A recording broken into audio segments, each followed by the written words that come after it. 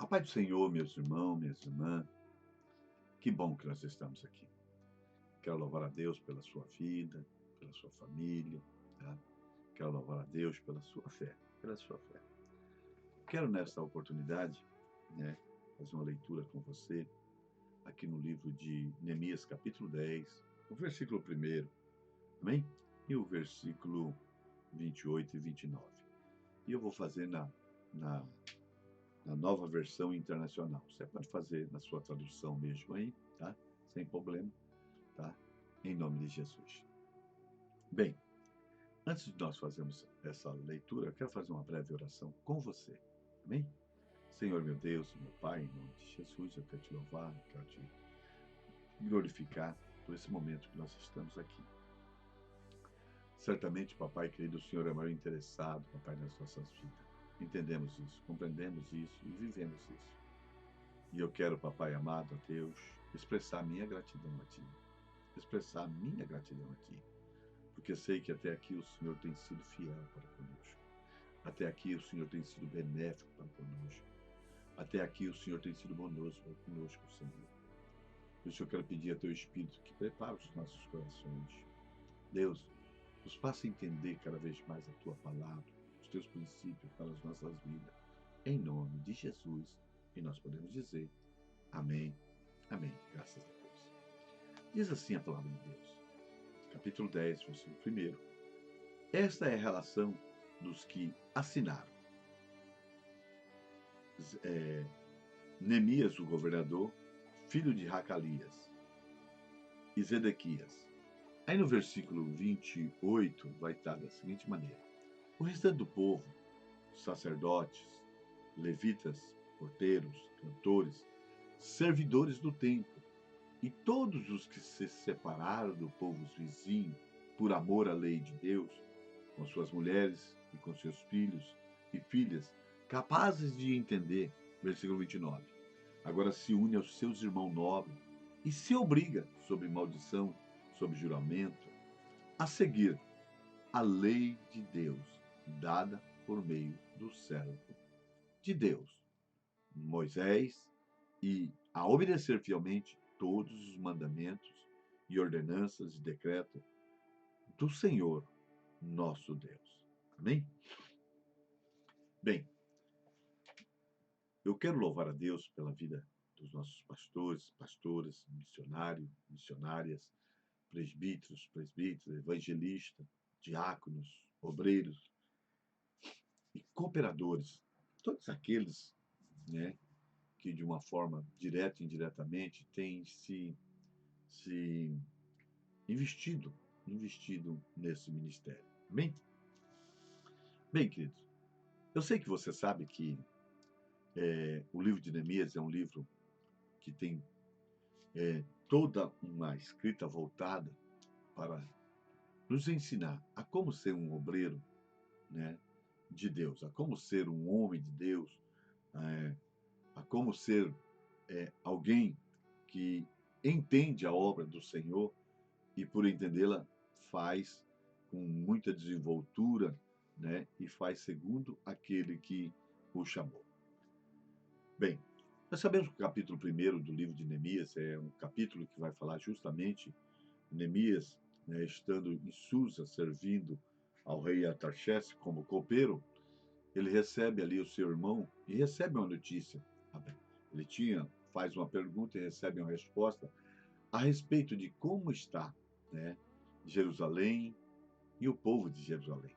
E Hananias diz que Jerusalém está com os seus muros fendidos, as suas portas queimadas, e o povo de Jerusalém está na miséria.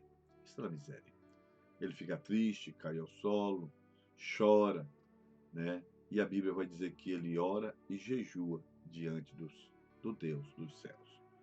E ele ora por um período de 4 meses e vai falar com Deus e Deus prepara a, a, a, a situação, prepara o caminho, prepara as condições para que ele possa agora ir para Jerusalém. E a oração dele não era para que ele fosse, né? Mas Deus preparou ele, convenceu o coração do rei que agora o envia como governador de Jerusalém, né, com cartas para que os outros governadores pudessem, né, ajudá-los, oferecendo a madeira, oferecendo aquilo que ele necessitava para a reconstrução, né, dos muros, das portas, né, daquilo que ele se tinha se proposto no seu coração para acabar com a miséria do povo.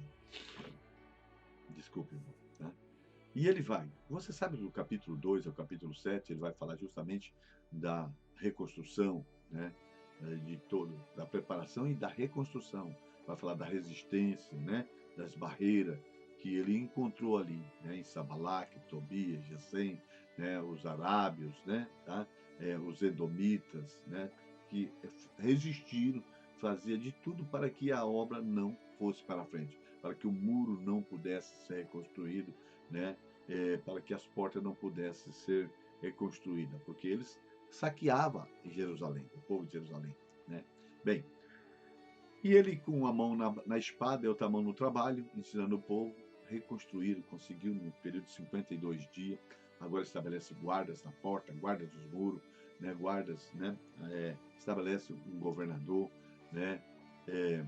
Além dele, né? E vai agora colocar para dentro desse muro, que já foi refeito, as portas também reconstruídas, todas as pessoas que conseguiam provar, porque o povo de Israel estava vivendo no meio, né, no meio dessa sociedade em torno de Jerusalém, pagã, dessa sociedade pagã. Agora vai entrar para dentro da cidade agora, aqueles que conseguem comprovar, né, a sua genealogia, a sua descendência de uma das 12 tribos de Israel. E aquele que não conseguia comprovar, tá? Neemias não permitia que ele entrasse, não permitiu que ele entrasse para dentro dos muros, né, e fosse se alojar nas casas que existiam já em Jerusalém. Ok? Bem, agora nós vamos ver que esse povo que está dentro do muro, agora eles pedem alguma coisa. Eles vão pedir justamente a palavra de Deus. E Neemias agora, né, juntamente com essa, traz a palavra de Deus e começa a ler essa palavra desde a alva até o meio-dia, e também com a ajuda, né, dos obreiros que acompanhavam, que desceram do altar e foram ensinar o povo a entender a palavra de Deus. E agora o povo, por entender a palavra de Deus, começa a chorar, começa agora a se alegrar, que as lágrimas tomam. E Neemias vai falar no versículo 10 do capítulo 8 que esse dia é consagrado ao Senhor, né? Que esse dia é consagrado ao Senhor, né? Portanto, que eles não se entristecessem, porque a alegria do Senhor era a sua força. Tá? Deus estava alegre, tá? Porque o povo estava entendendo a proposta de Deus, a palavra de Deus para esse tempo, para eles, né? E agora nós vamos ver no capítulo 9 que esse povo agora, né? É isso que a palavra tem que provocar. É isso que a palavra tem que produzir as pessoas, né, ser levado ao arrependimento. Né? No capítulo 9 nós vamos ver o povo arrependido, né, fazendo confissão dos seus pecados, né, buscando a presença de Deus, né, e agora tomando decisão. Uma coisa, né, é nós entendermos, né, tá? A oração. Nós orarmos e vemos que pessoas oram, né, com arrependimento tão grande, confessando, né, e parece que aquela oração que abre o céu, parece que Deus está ali. Outra coisa que nós temos que entender, né, é vivermos aquilo que nós estamos orando, aquilo que nós entendemos, né? É ter uma vida de obediência depois do amém, ok? O livro de Neemias, no capítulo 10, ele tem os seus propósitos. O primeiro propósito dele é que nós, como líder, nós, como obreiro da casa do Senhor, devemos honrar a Deus. De que maneira? Nos submetendo à sua palavra. Submetendo a palavra de Deus. Né? E o segundo propósito do capítulo 10, meu querido companheiro, né, é que justamente eu e você, nós, obreiros da casa do Senhor, nós investimos, nós apoiamos com alegria a casa de Deus. Nós investimos no projeto da casa do Senhor. Terceiro propósito, né, que nós encontramos nesse livro é justamente que eu e você, né, nós vamos ensinar os nossos discípulos através dos nossos testemunhos, né, com os nossos exemplos, né, justamente, né, é, abençoando, dando, né, ofertando, né, oferecendo, porque o melhor é dar do que é receber, né? O povo tem que ver esse exemplo em nós.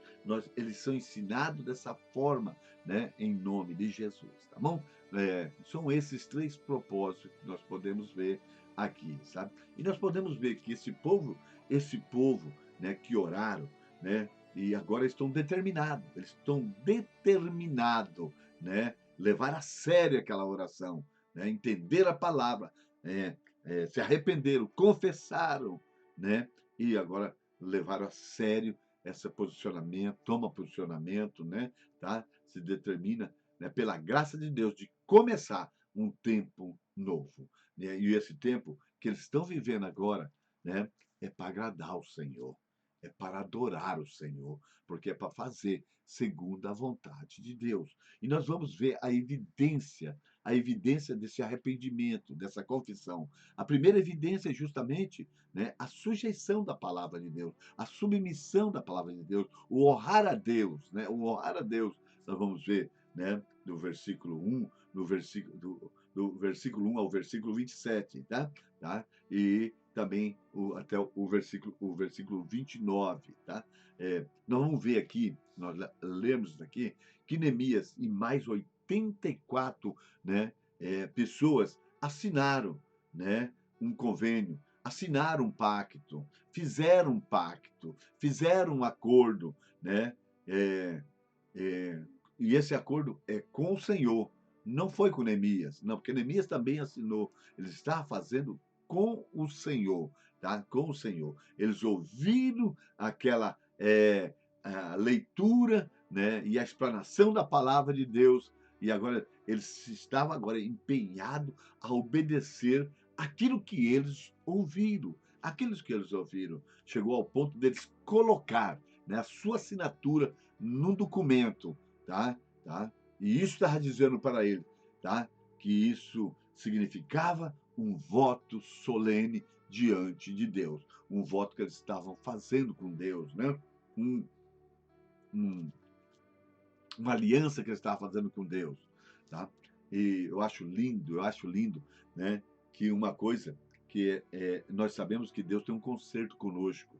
Outra coisa é nós temos um concerto com Deus. Temos um concerto com Deus. Nós olhamos ali no livro de Salmo, capítulo 50, né? 50, né? No versículo, justamente o versículo 5, quando está escrito assim: congregai os santos que fizeram comigo um concerto com sacrifício. Vou ler de novo. Congregai os meus santos, aqueles que fizeram comigo um concerto com sacrifício. É justamente isso que eles estão fazendo. Tá? Justamente, não vivo mais eu, Deus vive em mim. Né? Estou crucificado com Cristo. Não vive mais eu, mas Cristo vive em mim. É isso que eles estão fazendo. Eles estão fazendo um juramento, um voto, né? Assumindo o compromisso, fazendo o concerto com sacrifício. Ou seja, não vou viver mais os meus sonhos, eu vou viver os sonhos de Deus na terra. É umas pessoas que têm um entendimento, né? Um entendimento que os anjos queriam fazer. Os anjos queriam fazer, mas Deus disse: não preciso, eu tenho esses obreiros, eu tenho homens e mulheres, eu tenho a missão Vida Nova para realizar a minha vontade. Eles estavam fazendo um voto solene, eles estavam fazendo um compromisso com o sacrifício. Tá? Estou vivendo o sonho de Deus, não meu. Tá? E nós podemos perceber que eles fazem isso com juramento.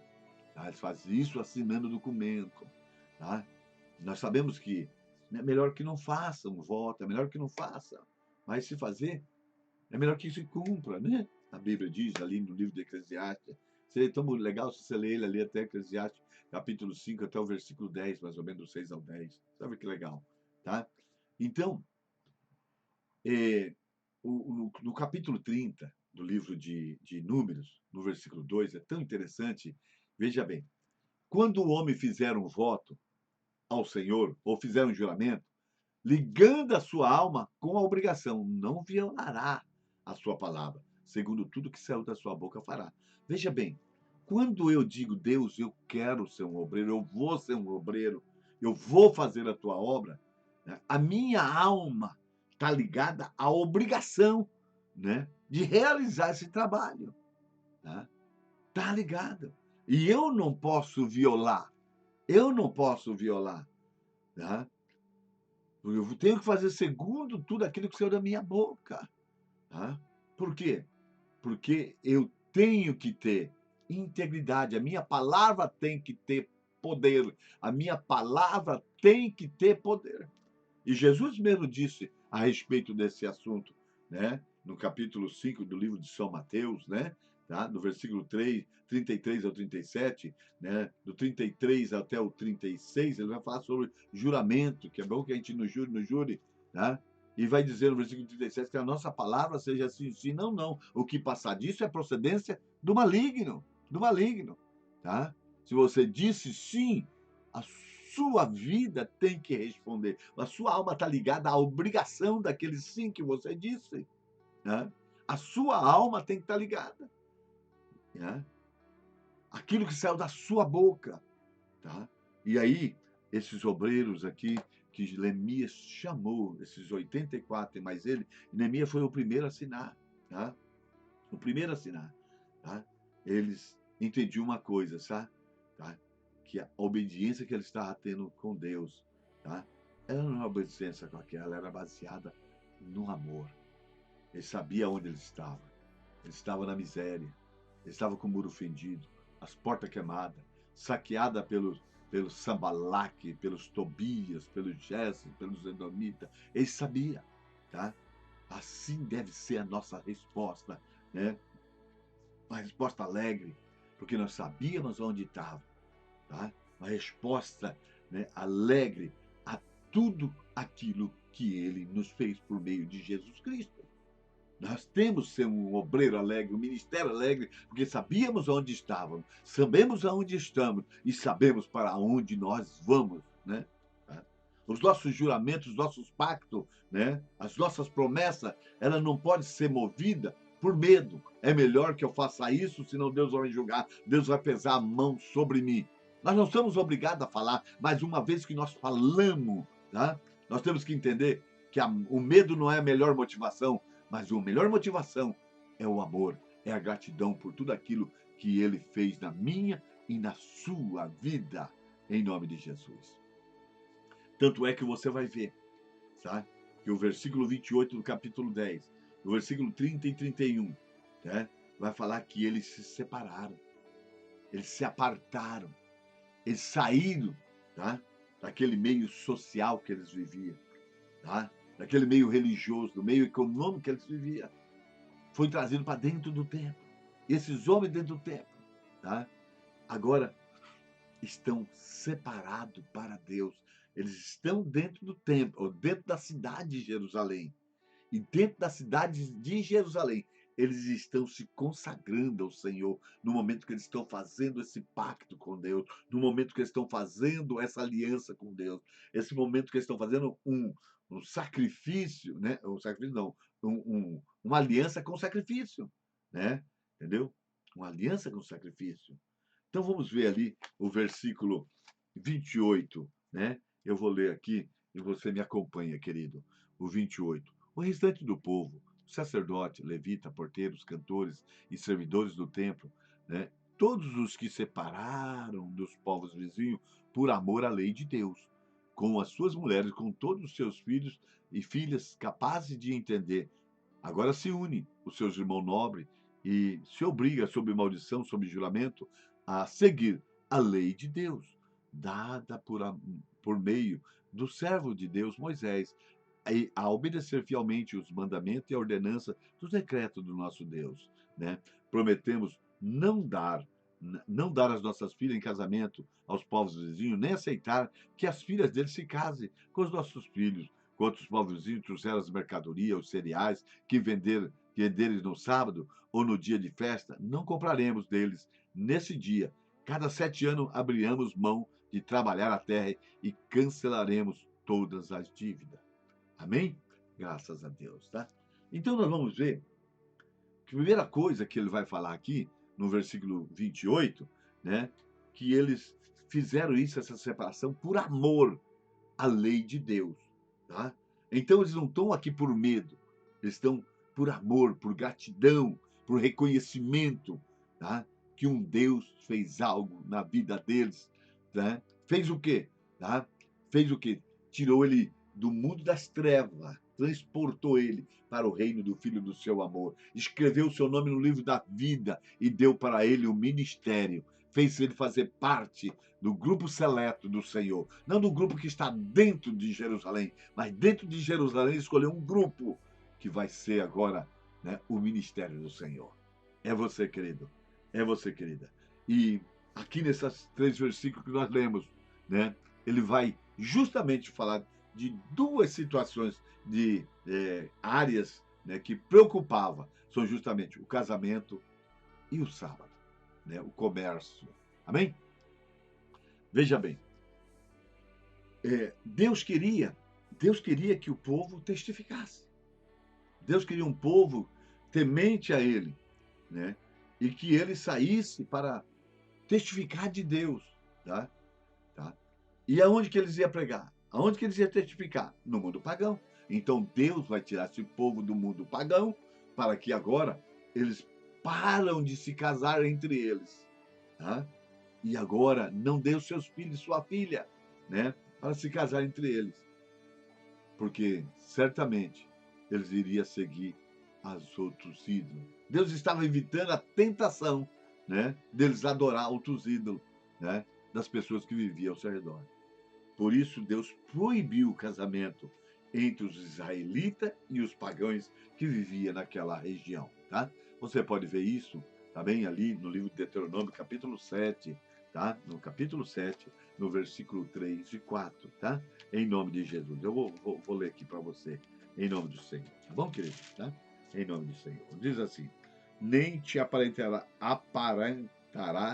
com elas, não dará tuas filhas e teus filhos, e não tomarás suas filhas por teus filhos, pois faria desviar teus filhos de mim, para que servisse outros deuses, e a ira do Senhor se acenderia contra vós, e depressa vos consumiria. Olha, quando a gente dá os nossos filhos, sabendo que é ilegal, que Deus não aprova, quem vai ser consumido vai sermos nós, tá? Então a gente toma muito cuidado, né, com essa situação, tá? Outra coisa que Deus também se preocupou, né, era o sábado, né? E o sábado era um dia que era consagrado ao Senhor, mas era um dia que se tornou comum para eles, tá? Era o dia de descanso. Esse dia, para não desviar a atenção, tirar para que o homem de Deus não tirasse os olhos de Deus e colocasse no dinheiro, no mercado, nas necessidades. Deus proibiu, tá? Deus proibiu porque o homem iria entrar em conflito, né, com as necessidades de descansar no Senhor, tá? O homem foi feito no 6º dia à tarde. O primeiro dia do homem foi no descanso de Deus. E Deus escolheu um dia na semana, né? Um dia no período de 7 dias, que seria o descanso, o descanso. E nesse dia, ele não poderia fazer outra coisa, senão, né, se relacionar com Deus, descansar nesse dia, mas descansar no Senhor, se preparar para ir à casa do Senhor. Tá? Por isso Deus proíbe agora o comércio dentro da cidade. Por isso Neemias agora, sobre a orientação de Deus, tá? Entendeu? Ele chama o povo para honrar a Deus em primeiro lugar, tá? Ele estava dizendo, olha, nós os israelitas estamos nos recusando, tá, a ganhar dinheiro, né, com o nosso Deus, né, nos usar da prerrogativa que somos de Deus, tá?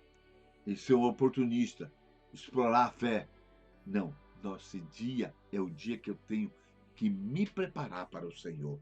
O Levítico capítulo 2, ele vai falar justamente, né, que você tem que preparar o seu culto, que você tem que se preparar.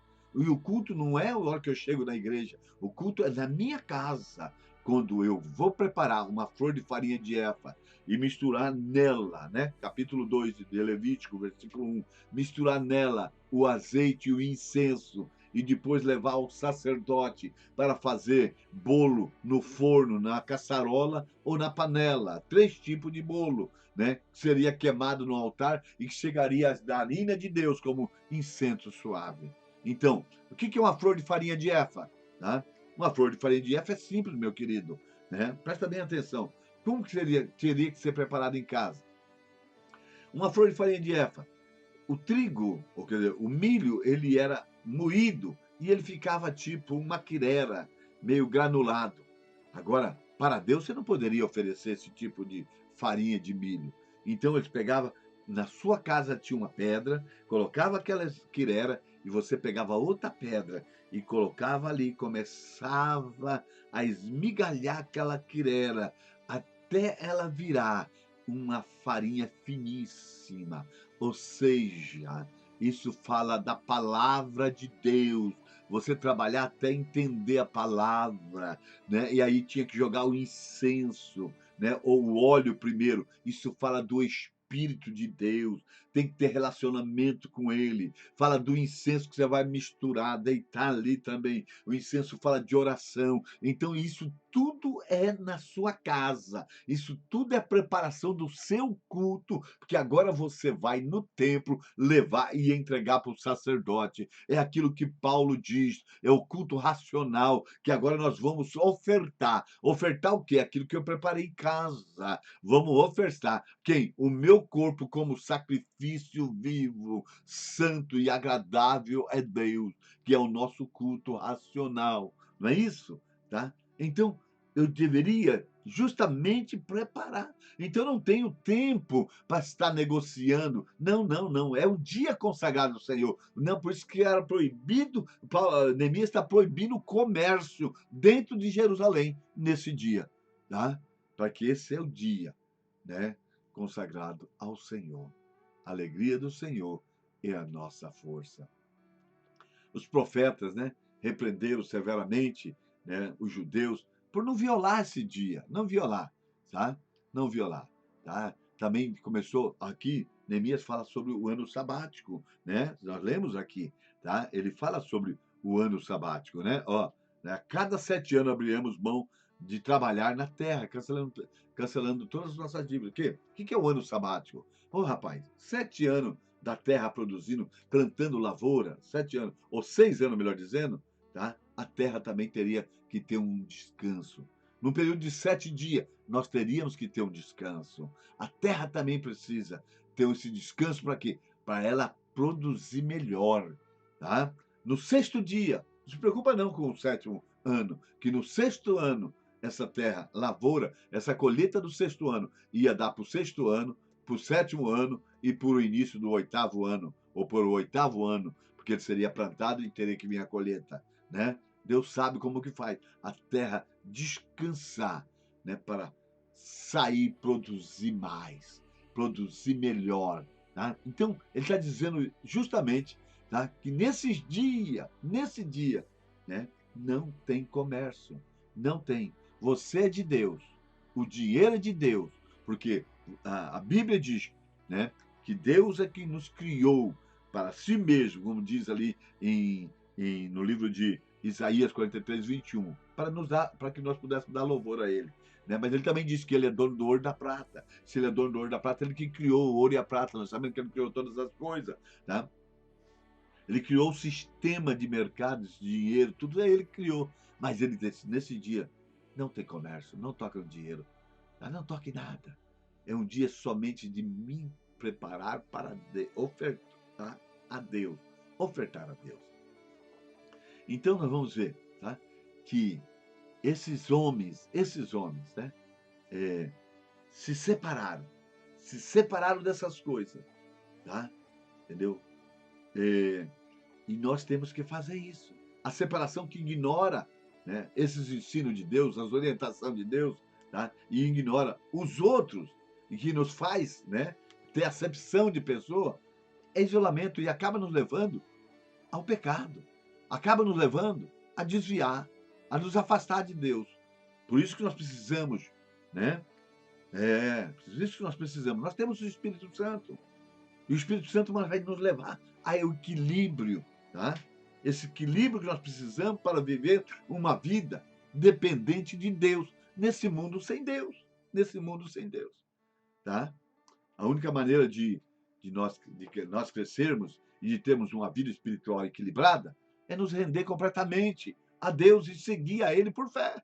É seguir a Ele por fé. Tá? O segundo propósito, querido, tá? Do livro de Neemias, capítulo 10, é justamente aquilo que eu te falei. É nós sermos apoiadores, né, da casa do Senhor. Nós sermos investidores na casa do Senhor. Tá? O povo prometeu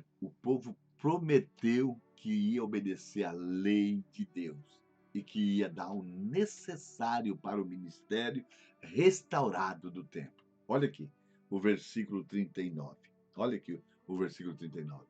O versículo 39, querido. Vamos dar uma olhadinha lá?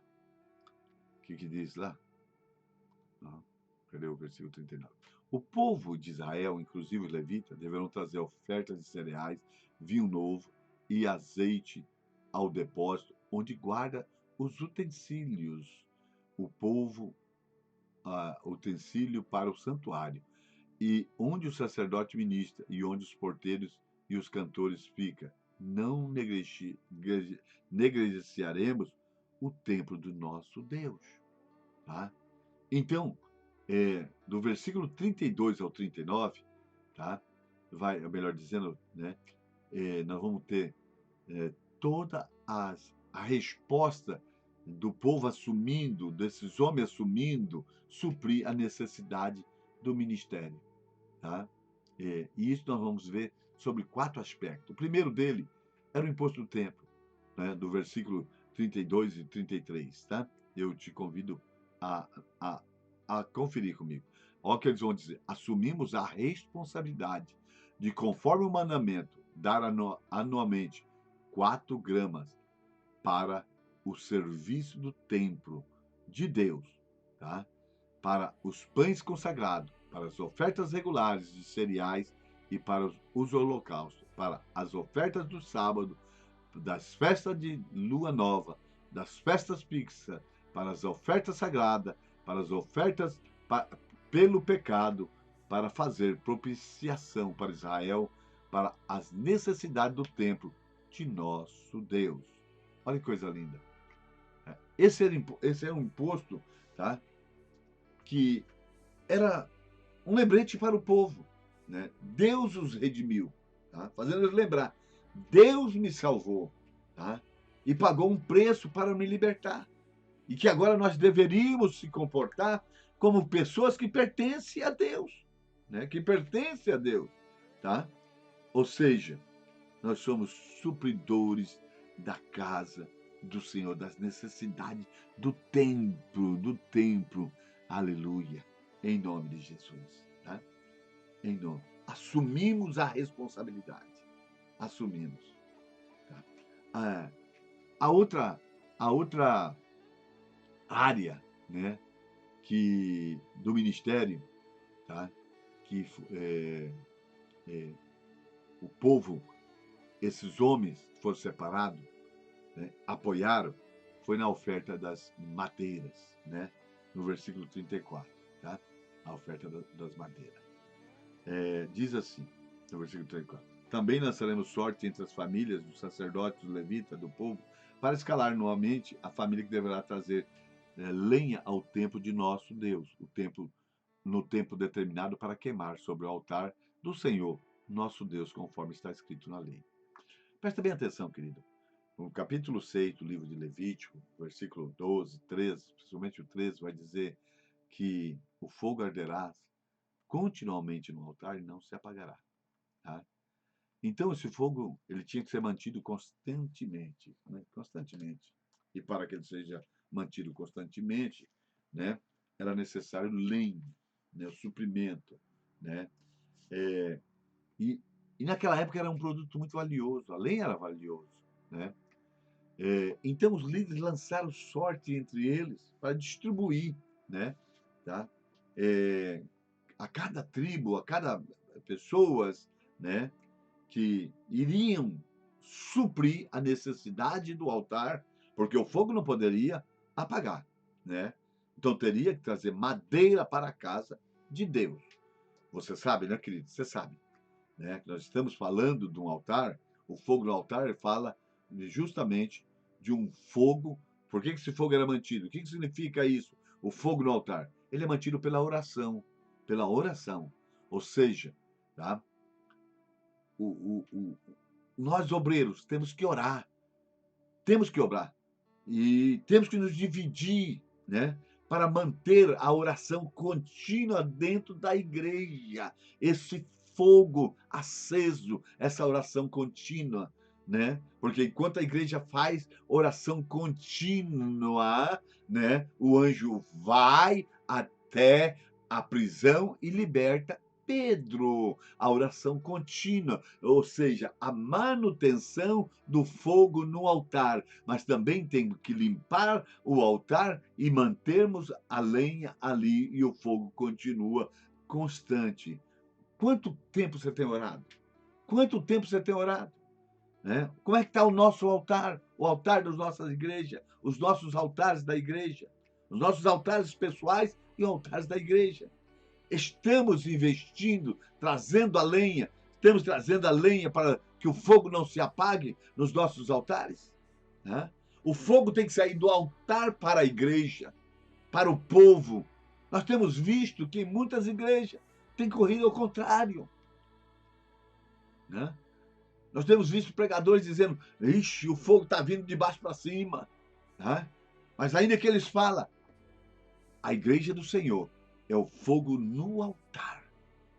E a responsabilidade é minha, é sua, é nossa, tá?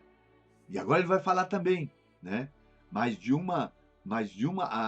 Uma área, né? Uma área do apoio, né?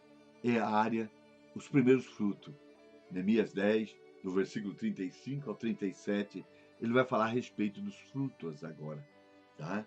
Das nossas ofertas, dos nossos dízimos, tá? Olha o que ele vai dizer aqui. Também assumimos a responsabilidade de trazer anualmente ao templo do Senhor os primeiros frutos de nossa colheita, de todas as árvores frutíferas, conforme também está escrito na lei. Teremos o primeiro dos nossos filhos, a primeira cria dos nossos rebanhos, tanto de ovelha como de bois, para o templo de nosso Deus, para os sacerdotes que ali estiveram ministrando. Além do mais, traremos para o depósito do templo do nosso Deus, para o sacerdote, a nossa primeira massa de cereal moído e a nossa primeira oferta de cereais de frutos de tenda, nossas árvores, os nossos vinhos e azeite. E traremos o dízimo da nossa colheita para os levitas, pois são eles que recolhem os dízimos de toda a cidade onde cidade onde trabalhamos. Tá? Primeiro fruto, tá? O judeu sabia que deveria dar para Deus em primeiro lugar. Tá? Buscar o Senhor em primeiro lugar e as demais coisas serão acrescentadas. O salmista, sábio Salomão, ele diz no capítulo 3, no versículo 9, honra o Senhor com todos os teus bens, né? Com as primeiras partes de todos os teus ganhos. Honra ele. Deus nunca vai pedir algo que ele não fez. Ele está pedindo para nós honrar ele com todos os nossos bens, com a primeira parte de todos os nossos ganhos. Deus não sabe como Deus nos honrou? Ele nos honrou dando o melhor que ele tinha, dando o seu Filho unigênito, para que todo aquele que nele crê não pereça, mas tenha a vida eterna.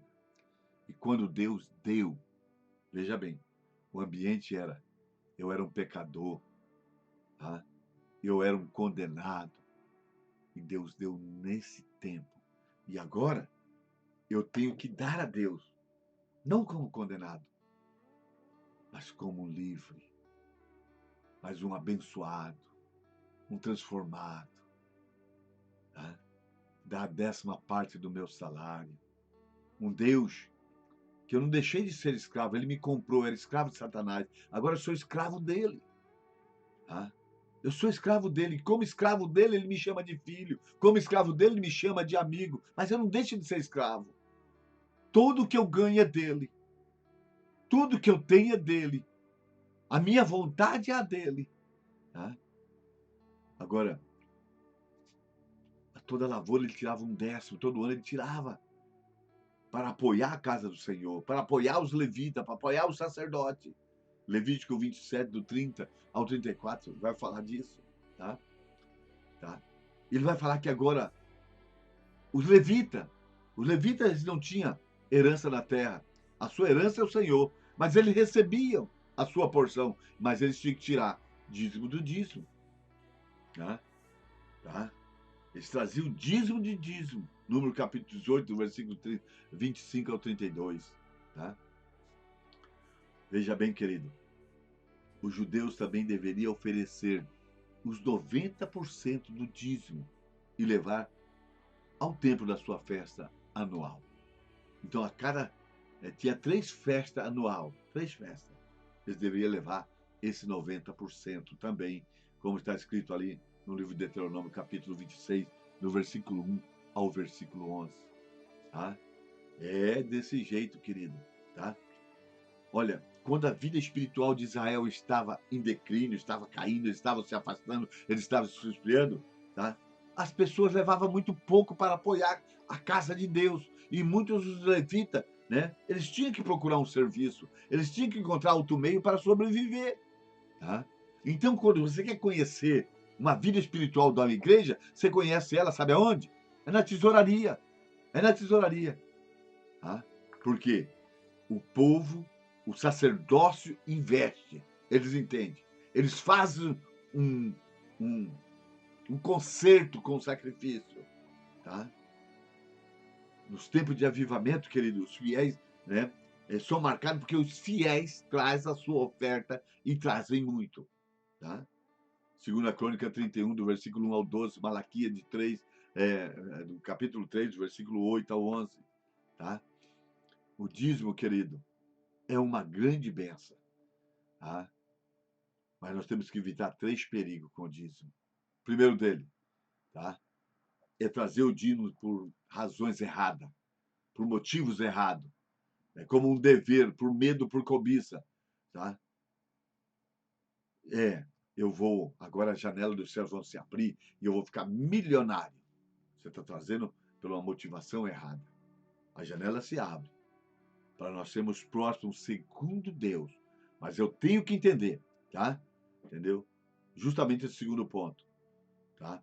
É não pensar que eu posso fazer qualquer coisa com 90% que Deus nos deixou. Tudo era dele. Ou seja, esse 90% que Deus nos deixou é consagrado. Eu tenho que agora responder como? Nas minhas necessidades, não nos meus caprichos. Tá? Eu tenho que fazer investimento. Eu tenho que separar. Tá? 3, o terceiro risco é devolver o dízimo. Tá? Tá? E não entregar as ofertas de amor. Então, querido, nós temos que tomar cuidado. Nós temos responsabilidade muito séria, tá? Nós não podemos roubar o Senhor, tá? As ofertas pertencem a dele. À luz de tudo isso, fica a pergunta: como podemos roubar o Senhor, tá? Nos dízimos, nas ofertas que pertencem a ele, tá? Como que nós não trazemos lenha para a casa do Senhor, para manter o fogo do altar aceso? Nós que fazemos parte desse grupo, né, seleto, né, de Neemias e mais os 84 que assinaram. Oh, eu quero te invocar, meu querido. Eu quero te chamar para a responsabilidade daquilo que você assinou. Ei, daquele voto que fez, daquele juramento que fez. Você decidiu servir ao Senhor, mas é necessário que nós entendemos como devemos servir ao Senhor por meio desse ministério Missão Vida Nova. Por isso, Eu quero pedir aos pastores para nós fazermos campanha de oração dentro da igreja. E cada dia, um casal de obreiro ou mais da igreja e dentro da igreja, orar, tá? Colocando lenha no altar, para que o fogo não se acabe. Para que nós sejamos pessoas, né, que vamos ter responsabilidade, tá, com o altar. E o fogo sair do altar e ir sobre a multidão, curando, libertando, transformando, renovando, em nome de Jesus. Esta é a minha oração para a Missão Vida Nova, para os obreiros da Missão Vida Nova, para os pastores da Missão Vida Nova, que o ano de 2021, as nossas igrejas sejam incendiadas em nome de Jesus. E você pode dizer amém comigo, meu querido? Amém comigo? Em nome de Jesus, você é escolhido de Deus. Deus está contigo. Vamos fazer o que nós temos que fazer. Vamos investir. Vamos nos submeter à palavra de Deus. Vamos apoiar, vamos investir. E vamos dar testemunho em nome de Jesus. E você pode dizer comigo amém? Fique na paz do Senhor, em nome de Jesus. E eu estou orando por você. Eu estou orando por você. Em nome de Jesus. Amém. Amém.